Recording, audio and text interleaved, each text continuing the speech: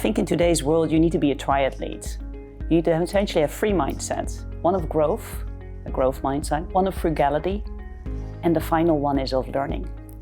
Because think about growth. Yes, we're facing very tough economic circumstances. At the same time, it's mostly a supply shock crisis. And quite a few consumers are actually still excited to spend more, particularly in Gen Z, and want to splurge. So find the growth and go for it would be my number one mindset. The second one is frugality. At the same time, you have to take out cost where it doesn't add any value to reinvest it back into innovation and growth, the first mindset, right? So the second one is one of frugality, and embrace that because you're saving for your customers and your consumers.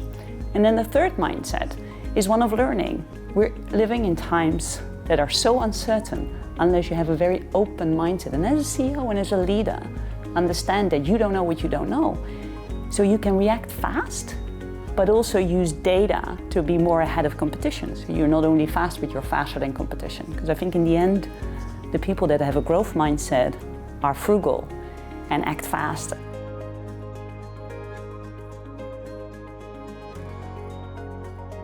Yeah, I think what you see consumers do is a couple of things, right? So they see zero boundaries between the physical and the online. So as a consumer company, think about where in that ecosystem, where am I building brands, where am I selling, and how do I play in that zero boundaries world?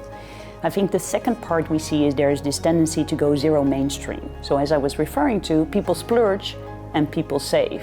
But the middle, So as a consumer company, think about your brand portfolio, and as a retailer, think about your assortment.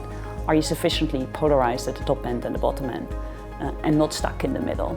I think the third one is consumers increasingly are zero tolerant of companies that are only driving profit, not purpose, and sustainability. So actually thinking about what's who do you stand for as a company, not just for your consumers and your brands, but also for your employee value proposition, actually quite specific to what we see going on in the consumer world. So think about where you live in your zero boundaries. Think about where you are in your zero mainstream, and think about where you are, for lack of a better word, in net zero in terms of playing to purpose and sustainability.